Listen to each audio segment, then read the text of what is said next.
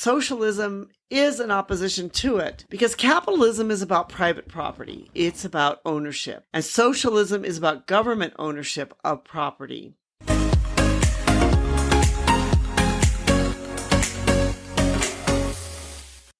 Hi, this is Anita from the Dusty Road Podcast, which is all about living your life as a global citizen. Today, I want to talk a little bit about socialism. I have spent a good part of my adult life living in communist or socialist countries, so I feel I kind of understand a little bit about socialism and what socialism is about. It seems like recently in the United States, there's been a lot of talk about socialism, what exactly socialism means.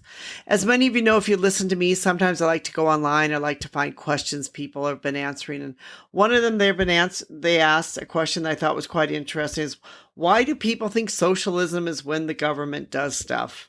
I thought that was really interesting, especially the part about does stuff, but that's really a real thing that many people think that socialism is when the government will give you free stuff. You know, that under socialism, for some reason, people no longer need to work. They don't need to work hard. They don't need to be responsible for their daily lives, but the government will do it for them. You know, the principle of socialism is not about the government doing stuff for everyone, but instead socialism has to do with production and how ownership is viewed. Socialism is defined as a populist economic and political system based on public ownership, also known as collective or common ownership of the means of production.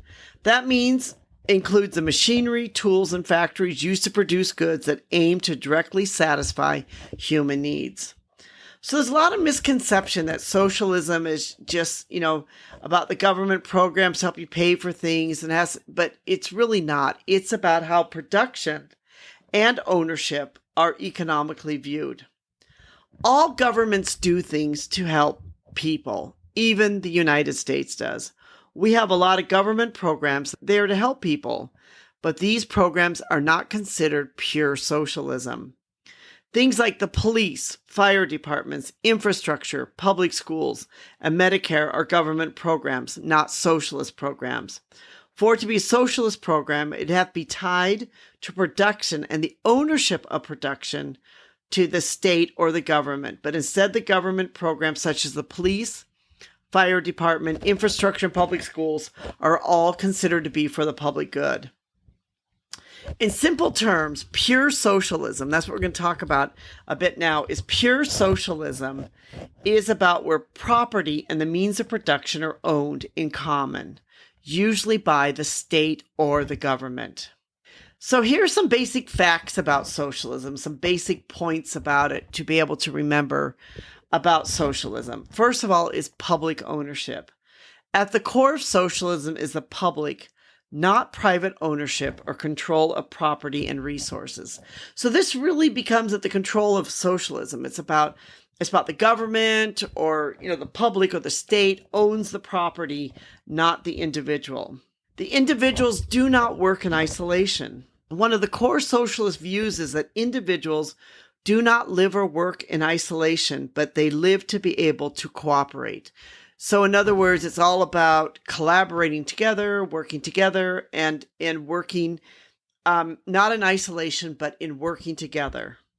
And also in socialism, the means of production are social products. Socialism believes that everything people produce should be publicly owned or to be social or to be part of the social experiment. And that everyone should also join in the fruits of production. That all the production is social. That everyone who contributes to the production is entitled to share in it. And that society owns the products, not because they necessarily want to or doesn't property or the means of production, not just because they want to, because the society looks at it and they say, we own this for the good, for the public good.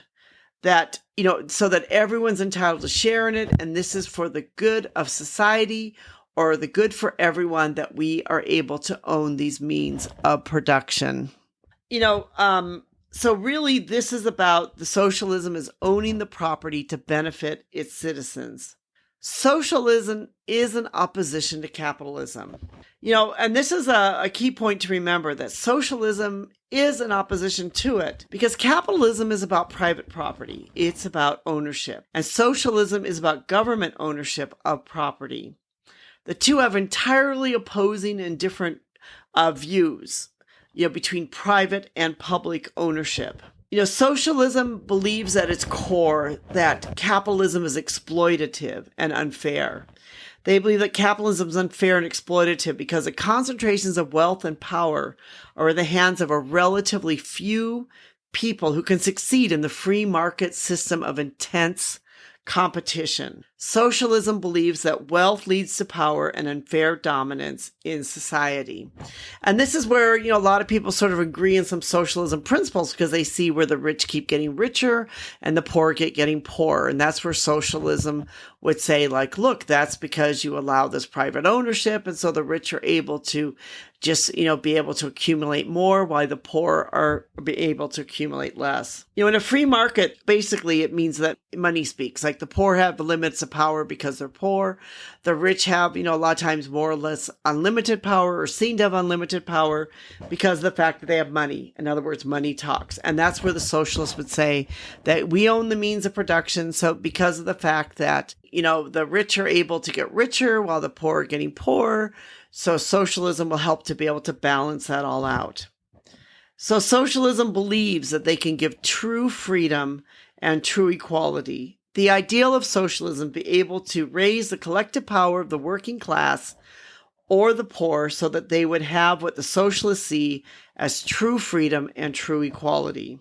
Socialists believe that true freedom and equality require that the state or government to control the resources that help provide the basis for prosperity. There's many reasons why socialism has failed.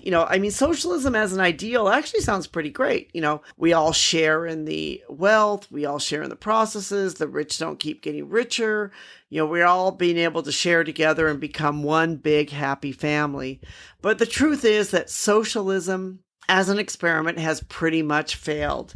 And here are some of the reasons why it's failed. One reason is because it's been found that incentives matter.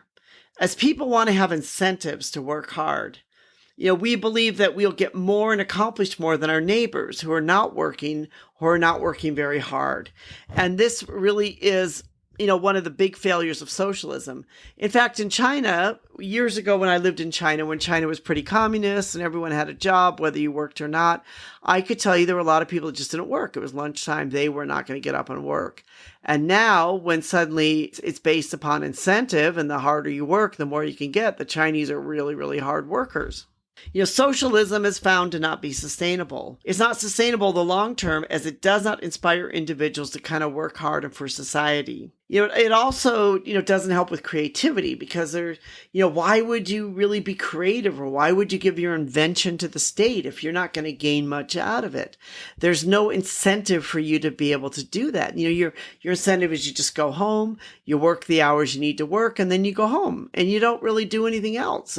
Why, if you're going to earn the same amount as your neighbor who's hardly working, what's your incentive to work hard, or what's your incentive to create, or what's your incentive to innovate? It's not there. Socialism ignores market prices. Socialism does not believe in market prices. It, believes that the price can be too high or low. So socialism does not care about the cost or the productivity. So, that's why a lot of the socialist factories have failed because basically they're inefficient. Socialism does not look at efficiency at all. That's why a lot of times in socialism, they tend to overhire because everyone needs to have a job.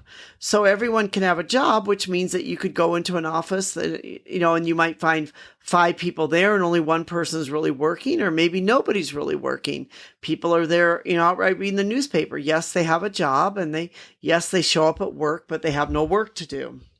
And the other reason is people like private ownership. Socialism may sound great to many people, but in reality, people like to have their private ownership. Ben Shapiro, an American author, wrote and said this: "Socialism states that you owe me something simply because I exist. Capitalism, by contrast, results in a sort of relaxed forced altruism. I may not want to help you, I may dislike you, but if I don't give you a product or service you want, I will starve. Voluntary exchange is more moral than forced redistribution." And that is why socialism is not about just people getting free stuff. It's really about how production is viewed and who owns the production, whether it's in private or in public hands. And that is also why socialism has failed around the world. This is Anita from the Dusty Roads podcast. We hope you've enjoyed our podcast. Please consider subscribing to our channel. We'd love to have you be part of our community, and thank you so much for listening.